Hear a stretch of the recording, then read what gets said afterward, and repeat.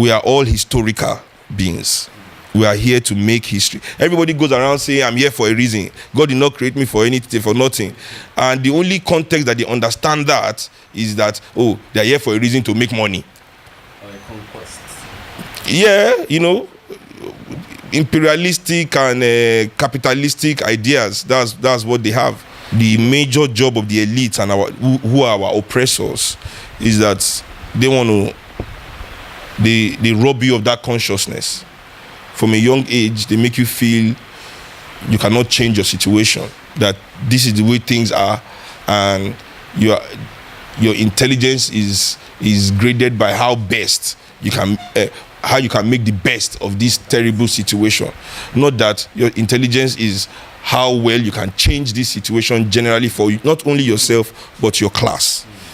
We cannot think of individual freedoms or things that we can do vertically. We have to think horizontally, not for the benefit of one person elevating among us, but things that are better that everybody in our class can, because we are educated by the elites. You are educated by your oppressor, whether you like it or not. They control the power. They decide what you learn in school. So it is what you learn in school is their message. In a way, I can say it is their spirit. You go to school so they can project their spirit into you. So we are all living this duality of, we are all oppressed and oppressor at the same time. People don't understand that. That's why you see a man that is fighting for Atiku. You are wondering why he's fighting. Because inside us, we have been indoctrinated with their spirit. We believe that as long as you can be Atiku, then you are free. Atiku is the meaning of freedom. Buhari is the meaning of freedom. Tinubu is, because when you are Tinubu, then you are free. You understand? Because everybody just wants to be free. You understand what I'm saying? Everybody just wants to have a voice. Why do you think the people of Niger Delta are made to be so poor? Or the people in Maiduguri, in Borno, in Yobe, where all the minerals are, where all the food is grown, the places where our resources, the wealth of this country really exist. Why do you think the people there are so poor? It's because with poverty comes voicelessness, comes silence. Poverty silences. And when a man has no voice, there's nothing in this world he wants more than a voice. And then you take him to school and tell him that the only way to get a voice is to be like your oppressor. So you take him to school and instead of telling him that the only way to get a voice is to change this system that makes you voiceless, you say, no, emulate the oppressor so that in that way you too can be like them. So that's why you see everybody fighting on behalf of Atiku. Because if Atiku can be imprisoned or is suddenly made voiceless, then we have cognitive dissonance. Our entire hope and dream and everything we've been fighting for in our life, we find out that it's zero because, even Atiku can be robbed. Even Dino Melaye can be arrested. Because we don't really understand, people don't really understand what freedom is. They've changed the meaning. The hope is to end oppression, not to become the new oppressors. The oppressors cannot do it. Trust me, anybody that benefits from this system cannot do it. We cannot even have this conversation we are having. If you go and get it, they'll be giving you 1 million excuses why they need to, Nigeria is working. But Nigeria is not working. Yeah, there are 1 million symptoms that shows. But they will be giving you their own 5 reasons why.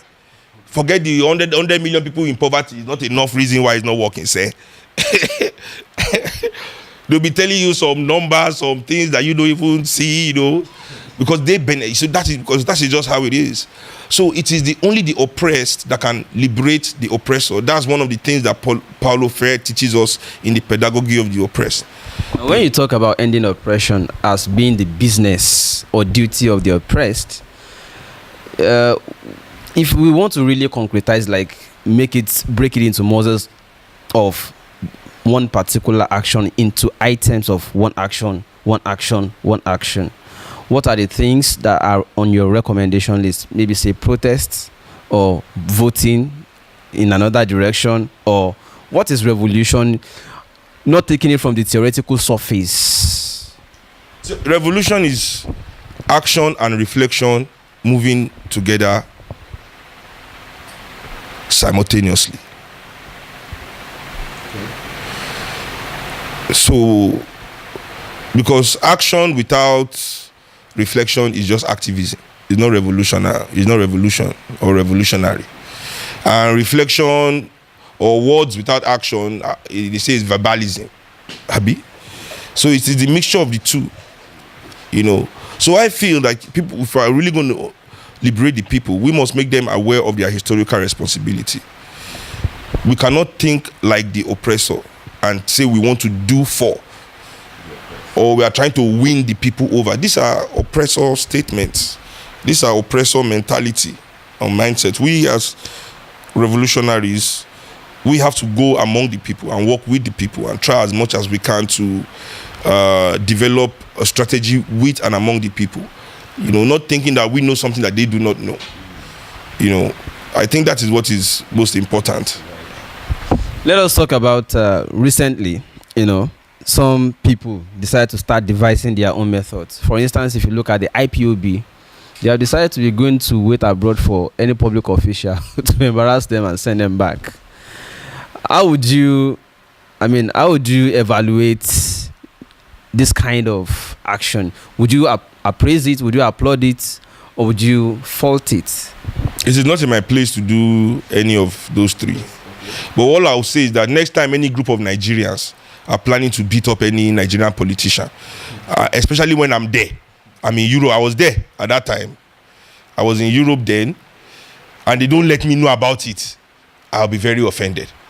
That's the only thing I have to say about that, because I was there. I was in Europe. Is it not more hands that we need? The more hands, the merrier. Something like that is going to happen, and at least I didn't hear about it. To be present. To do what if you were present? More hands. I know Yoruba, we have an adage that says, the name we are going to give our child is always in our stomach.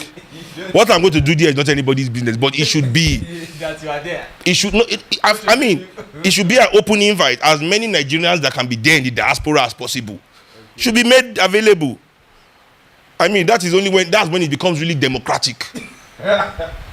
So Ekerimadu's meeting is not democratic. I feel it was democratic, but not democratic enough. Okay.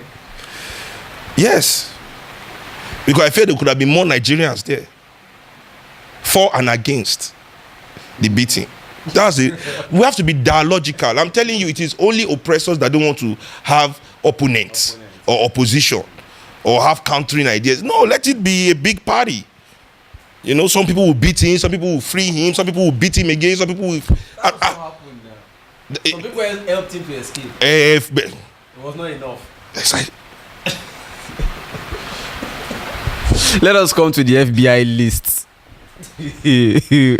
when you saw the list, I know you were not interested in ministerial list, but at least you must have seen the FBI list. I saw the news of the list. Okay. And this is also, I don't care about what list. I don't know anybody there. Okay. So what's my business? But there were many Nigerians there. So what does it portend? Okay. Dangote is a billionaire and is a Nigerian. How does that affect my life? Okay. Does it affect my life directly in any way? Can I go to him for money? Does he have any responsibility towards me personally? So why do I have a responsibility towards criminals? I don't understand how we think in Nigeria.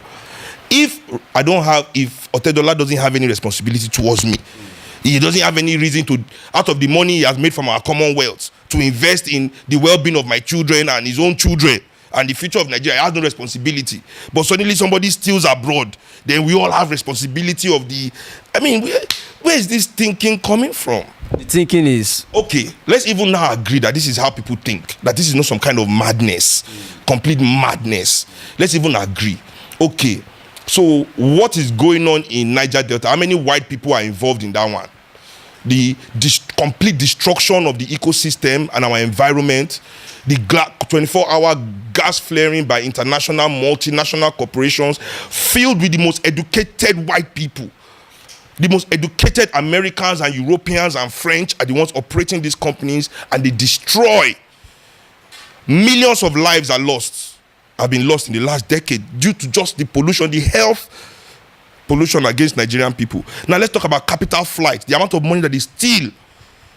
This is not the Nigerian side of the corruption. No. So who is bringing out the list? I don't understand all this nonsense. And even if they now bring out the list, do you think white people are going to go online and start saying, well, this? since white people have been hearing that Niger Delta, this is just no one excuse. Let me not go to Boko Haram and the arms proliferation by America and Libya. Let's just use Niger Delta as an example. Since they've been hearing all the atrocities that Shell has been causing in Niger Delta, how many times have you heard white people go online en masse and make it trend that Niger Delta is, there are white criminals destroying Niger Delta?